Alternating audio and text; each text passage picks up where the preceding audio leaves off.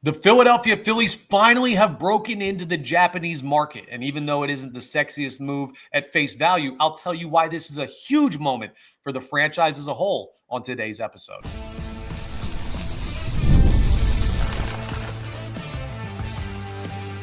You are Locked On Phillies, your daily Philadelphia Phillies podcast. Part of the Locked On Podcast Network, your team every day.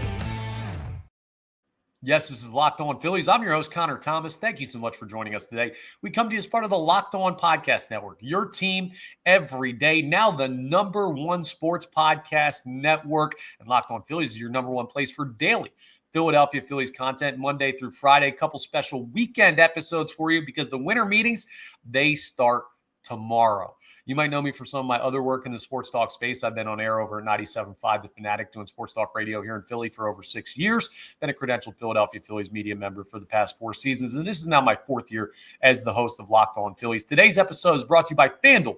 If you want to be right in the middle of the action this season, visit FanDuel.com and place your NFL live bets all season long. The Phillies have finally broken into the Japanese market, going out and signing Alexandre Moreti to a minor league contract. Now, if you're saying, well, that's not Tatsuya Imai, that's not Munetaka Murakami, that's okay because you have to start somewhere. We talk about why this is such a big moment, years and years in the making for the Philadelphia Phillies as a franchise. Later on in the episode, we're going to discuss the Kyle Schwarber bidding war as it continues to develop, because the Phillies have to be careful, because I don't think other teams are bluffing with the way they are chasing down Kyle Schwarber. If you try and call their bluff, you might get burned. We'll also wrap up with some interesting comments from Nick Castellanos, who I still believe is going to get traded, but he talked about a position change recently. We'll talk about that as well. But let's start with a huge moment for the Philadelphia Phillies as a Major League Baseball franchise. They have recently signed Alexandre Moreti to a minor league contract. Now you might say, okay, that name does not sound Japanese. Well, his father is Brazilian, his mother Japanese. He was born and raised in Japan. He does have Brazilian citizenship, so he will be playing in the World Baseball Classic for Brazil. So you might say, oh, that's not the same thing. Oh, okay, the point is this. The kid is from Japan. He is fresh out of high school. He's on a minor league deal. He's not going to be pitching for the Phillies at the major league level anytime soon. So why does this matter? Well, because previously the Phillies had never signed a player directly out of Japan in their franchise history. We've never seen it. And that's a weak spot for this franchise. Their international scouting has not been up to par with the other top players in Major League Baseball. And you can't have that in the modern game. You've got insane talent coming from all corners of the globe. And if you're non-existent in a certain market, especially Japan, with what you've seen in the past couple of years with players coming over here who have been game changers for some of the top teams in baseball, you're at a major disadvantage. This is a foundational move. And nobody drives by a construction site and sees a bunch of workers laying down slabs of concrete as the foundation for what one day could be a beautiful home and say, wow, that's a good looking foundation. It's not a sexy move. It's not one that's going to win you any awards, but it's an important step of the process, because what we've seen over the past couple of years is the Phillies really make a concerted effort to build up their presence over in Japan with scouting and evaluating these players. Dave Dombrowski spoke recently about how in past years, when the Phillies would have considered international talent from out of Japan, he was kind of shooting in the dark. I don't know what this guy really is. I don't have a good feel on who this player is.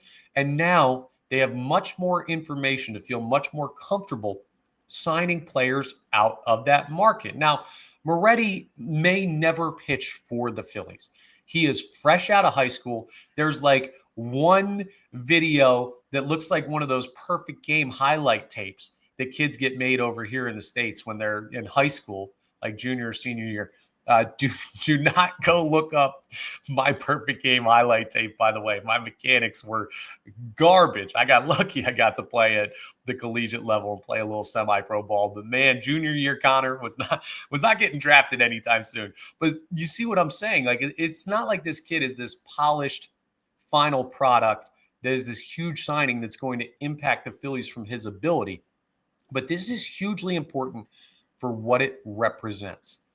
Last year or 2 years ago, with Yoshinobu Yamamoto coming out and the Phillies offering him an over $300 million contract, that's a situation that was a huge step in and of itself. The Phillies had never offered a sizable deal to a Japanese posted player. They had had interest in the past, but never gotten to the point where they had meetings and actually made an offer. And even though the offer was not remotely accepted, like Yamamoto was always going to the Dodgers, that was a strong understanding from when he first got posted from the Nippon Professional Baseball League over in Japan.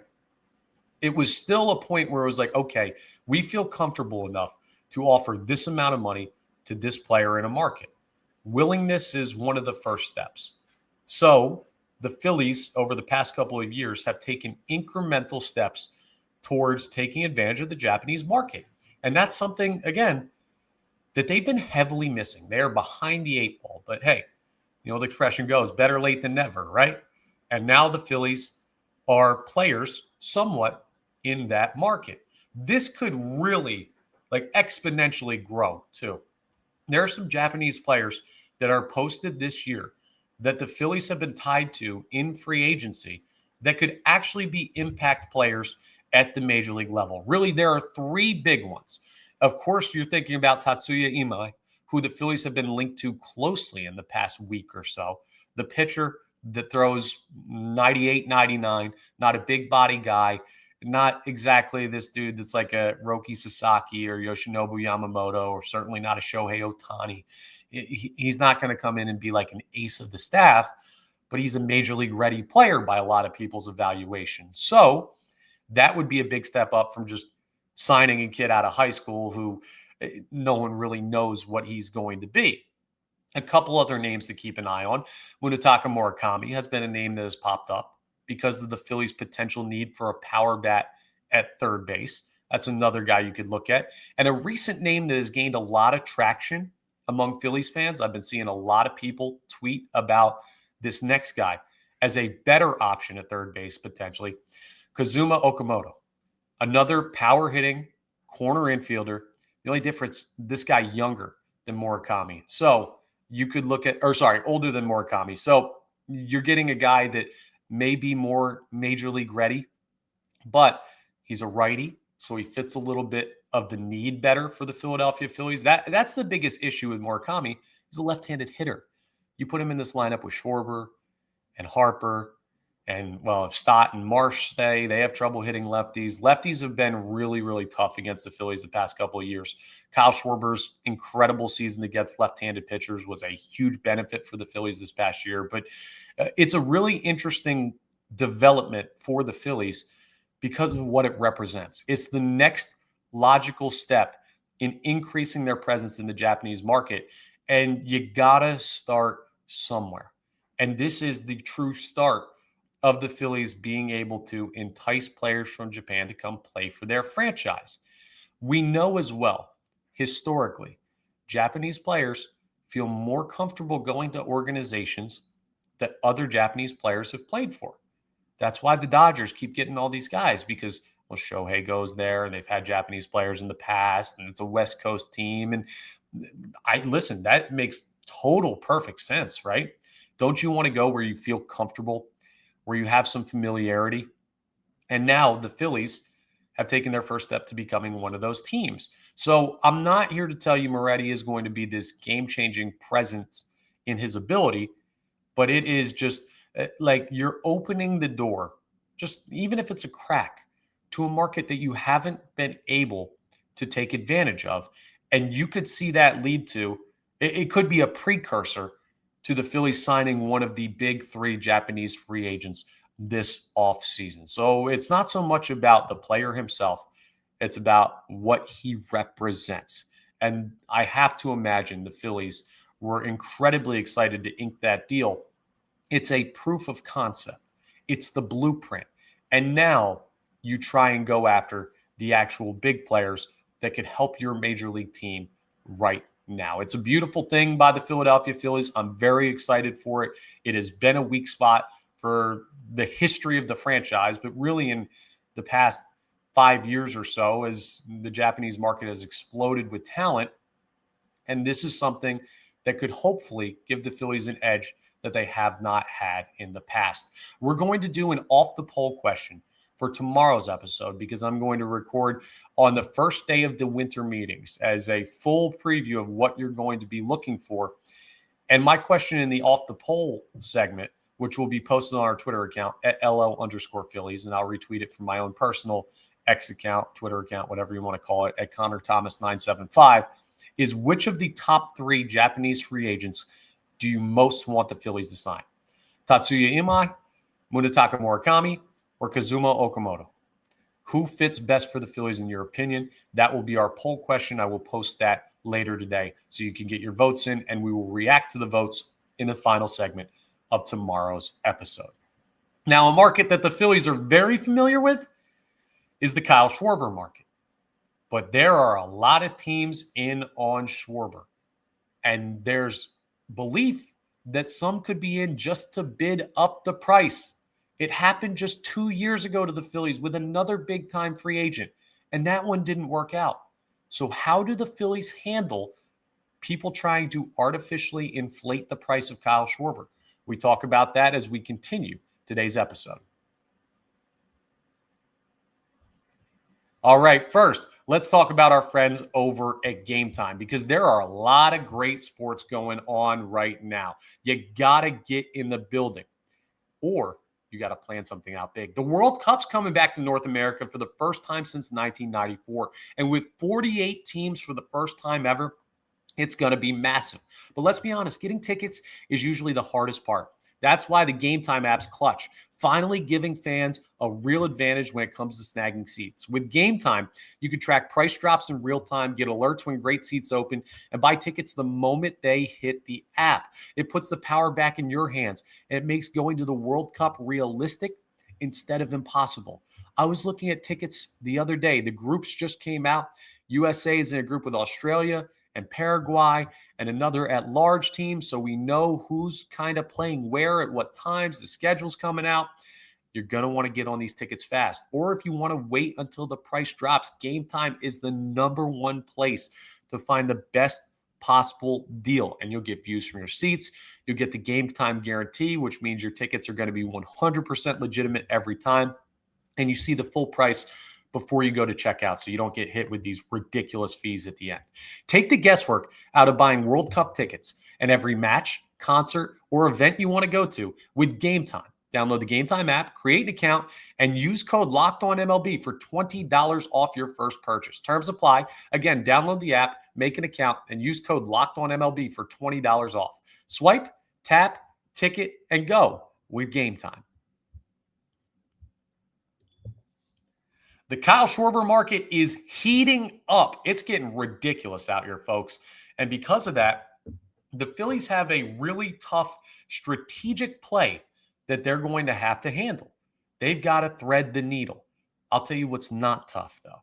Being part of our Everydayers Club. We're putting out daily content on the Philadelphia Phillies. We're about to hit the winter meetings. News is going to be flying left and right. And if you want to make sure you don't miss any of it, you got to be part of our Everydayers Club here on Locked On Phillies. Just hitting that subscribe button to the YouTube gets you notifications when new episodes are posted. It's free and easy to subscribe to the YouTube. And all it does, it tells you when new episodes are out, gets Locked On Phillies in your algorithm. That way you never miss any of our great content. If you're not watching episodes every day, or if you can't on a certain day, well, you can also listen. We're available in podcast form wherever you get your podcast. So I appreciate anyone, however you consume Locked On Phillies. If you're listening, I would love it if you could rate and review as well. Thank you for making Locked On Phillies part of your everyday schedule. The Phillies would like Kyle Schwarber to come back to be an everyday player for them, but it's going to cost them. A couple of updates on where the Kyle Schwarber market is. There's a lot of teams in Boston, Cincinnati. Of course, the New York Mets are deciding to get in on this whole shindig with Kyle Schwarber. And the Mets are a really intriguing one. I'm not worried about Cincinnati because every report is they won't have the money to sign him. I don't think Boston is going to make as competitive of an offer as the Philadelphia Phillies. But the Mets are the troublemaker here. They've got deep pockets. Steve Cohen is the richest owner in baseball, and he is not afraid to throw his financial weight around. 2 years ago, Aaron Nola hit the free agency market. Do you know the reason why the Phillies spent as much as they did on Aaron Nola? Because the Atlanta Braves decided to go out and offer a heavy contract to him, and the Phillies thought, well, we can't let him go to a division rival. Credit to Alex Anthopoulos, the GM of the Braves, or maybe he's the president of baseball operations. Generally the same title, everyone's got weird titles these days, but he made a smart move bidding up the price on Nola to make the Phillies pay more to make sure he doesn't go to a division rival. Now, as we sit here today, there are a lot of Phillies fans that wish the Phils would have let Nola go to Atlanta because he hasn't been great since signing this long-term extension. But that's a savvy move by a division rival. Did the Braves have interest in signing Aaron Nola? Yeah, to some extent. Would they have wanted to sign him at the dollar amount that they offered? Maybe not. But this is a high-stakes game of cards right now, and the Braves bluffed the Phillies into paying more money. Maybe it was only like a half bluff because they would have liked to have Aaron Nola. He's still a talented pitcher, but that's where this Kyle Schwarber thing gets tricky. I don't know how real the Mets' interest is in Kyle Schwarber, but I have to imagine it's pretty legitimate. Pete Alonso is a free agent. They need another bat to protect Juan Soto, and Kyle Schwarber may be the perfect guy to do so. Great against lefties, puts together awesome at-bats, is a great clubhouse guy, which they could certainly use in New York after the collapse they went through this past year. So I don't think that the Phillies should be able to sit there and say, oh, well, the Mets are bluffing us. We're going to learn from the Aaron Nola experience. We're not going to fall for it. If they want to pay him that ridiculous amount of money, Kyle, it was good to have you. That's not how I feel about Schwarber. Now, am I potentially setting up the same mistake twice for the Philadelphia Phillies? I could be. And you can let me know if you think that's crazy, because recent estimates have Kyle Schwarber asking for 5 years. Could you imagine that? 5-year contract for him, where you're sitting at a 33-year-old DH. That would take him to his age 38 season. You already got Harper signed into his late 30s. Turner signed into his late 30s. Like, you've got these guys locked down forever. Nola signed into his late 30s. We were just talking about that contract. Can the Phillies afford to give out a 5-year deal to another dude on the wrong side of 30? Here's how I see it. What would be the worst thing for Philadelphia Phillies fans? Cincinnati wins. Okay, he goes to Cincinnati. That would suck, but I don't know that he's the difference between them contending or not contending. I like Kyle Schwarber. I don't know if that Reds team is close enough that he is the guy to get them over the hump, right? They were a fringe playoff team that snuck in this year. Goes to Boston, American League team. You'll deal with that if you see him in the World Series. That's not a huge deal from the Phillies' perspective. But if you had the option to either A, overpay Schwarber, give him a year more or 2 years more than what you were planning on, and more money than what you were planning on, or B, he goes to the New York Mets on a 5-year deal. And for the next 5 years, you could be dealing with a 45 or 50 home run a year bat on a division rival, a team that is really talented, and just have to, like, could you imagine? I want you to close your eyes right now, as long as you're not like driving around or something while you listen to this, and think about, I'm closing my eyes too if you're not watching on YouTube. Think about Kyle Schwarber hitting a home run for the Mets against the Phillies. Like, that would shatter my heart. And I know you shouldn't make emotional decisions when it comes to this amount of money and this amount of years. Like, it's a business and you have to be frugal and you have to be smart. But I think that's doomsday scenario for the Philadelphia Phillies is if you think the Mets are bluffing, they actually sign him, and then you got to deal with the repercussions. So the price is the price. You're hamstrung because you didn't get an extension done with him before he hit free agency.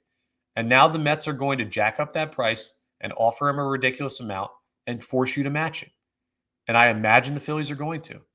And it's the right move because it's the lesser of two evils. It's not ideal, but I still think it's what you have to do. So if Kyle Schwarber is going to get a 5-year offer from the New York Mets, let me know in the comments. Do you have to sign him? Because I'm still doing it. And it sucks, but I just can't allow him to go to a division rival, especially on a long-term deal, and a team that I believe is close to the Philadelphia Phillies in contention status. We'll keep you updated on the latest Kyle Schwarber news as we get the winter meeting started tomorrow.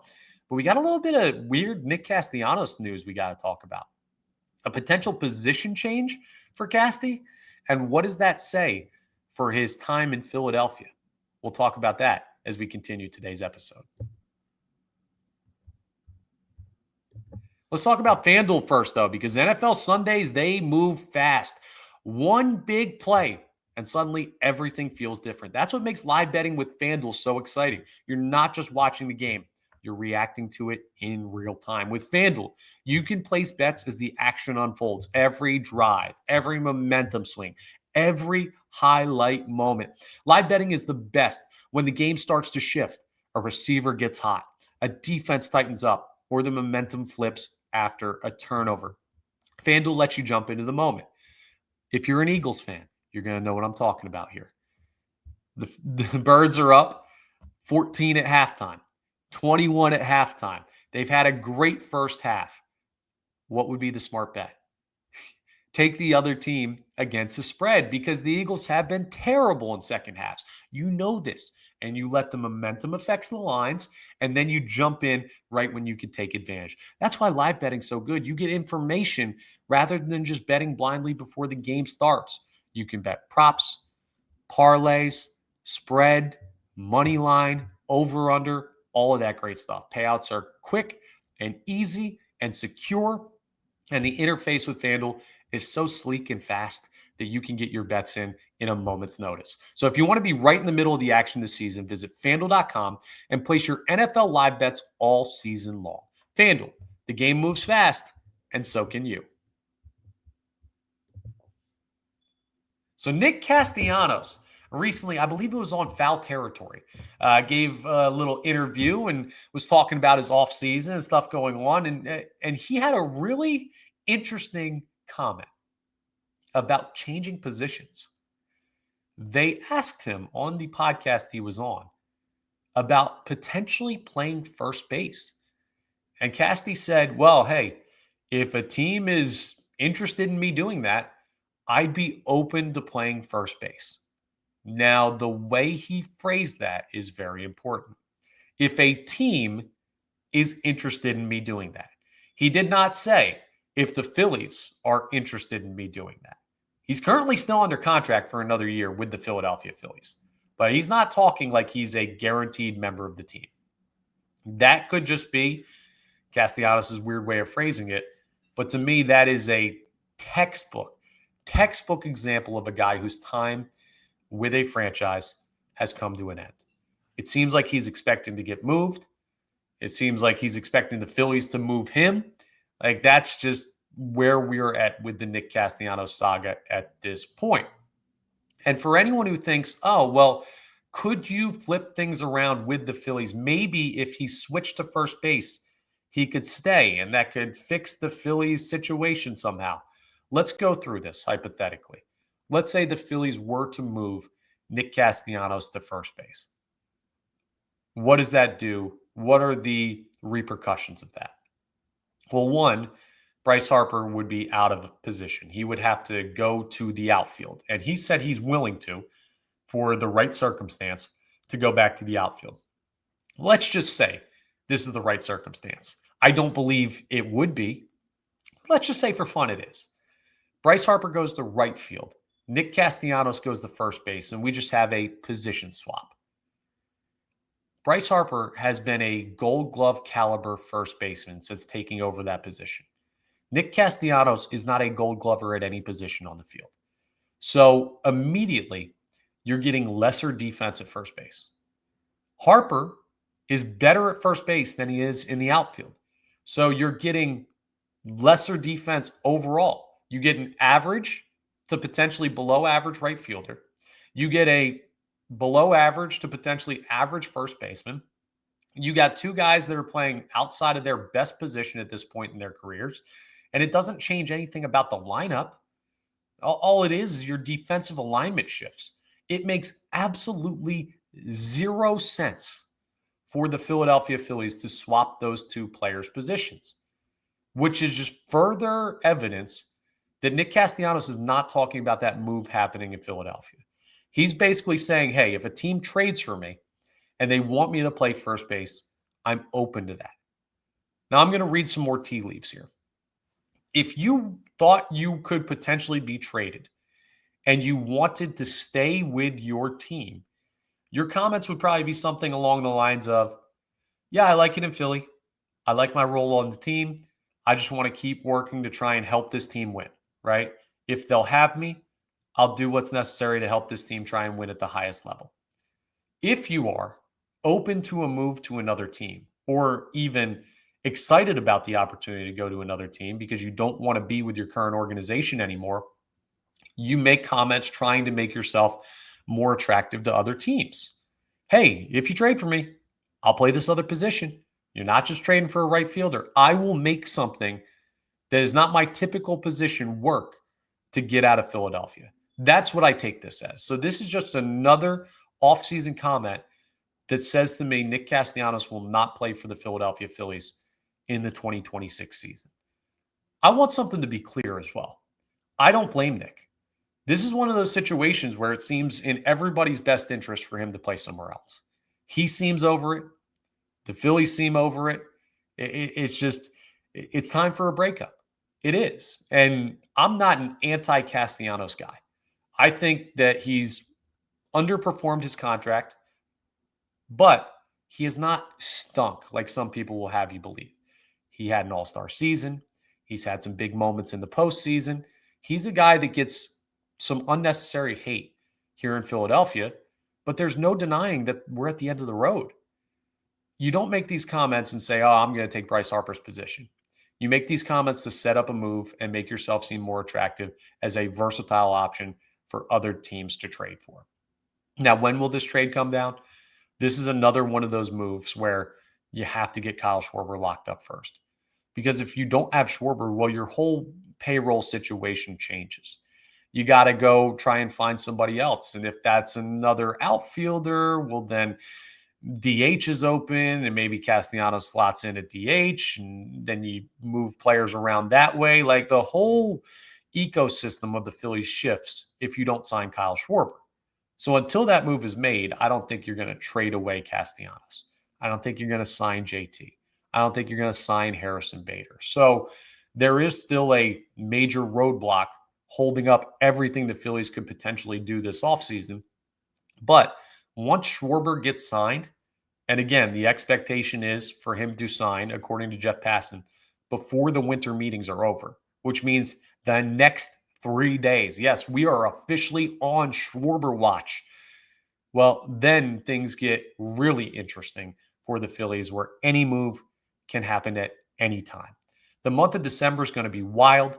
The next 3 days are going to be nuts. We got players saying they'll change positions. We got teams bidding up superstar free agents, whether they want them or not, to try and make it more expensive for the Phillies. Every team in baseball, it seems like, is in on Kyle Schwarber and JT, and who knows what Harrison Bader's going to do. This is the wildest time of the offseason, and we've got all of the information that you need to know about what's going to happen next for the Phillies right here on Locked On Phillies. So if you think Nick Castellanos is the future first baseman of the Phillies, I think you're crazy. If you think this is another step towards him potentially being traded, I think you're very sane. That's just where I stand on this. Every bit of information is a tea leaf to be read. And that's what I think about Nick. We'll see how it plays out. That's all for today's episode of Locked On Phillies. Again, we're going to have off the poll tomorrow in the final segment, so I'll post that poll question. Which of the top 3 Japanese free agents do you want the Phillies to sign the most? And we're also going to have a full winter meetings preview because tomorrow's the first day, and it's going to be one hell of a 3-day stretch. That's all for today's episode. Thank you so much for joining us. Once again, we are part of the Locked On Podcast Network, your team every day. Also, the #1 sports podcast network now. And Locked On Phillies, your #1 place for daily Philadelphia Phillies content. Please make sure you're rating, reviewing, subscribing to the YouTube, all that great stuff that really helps us out. And I'll talk to you tomorrow on our next episode.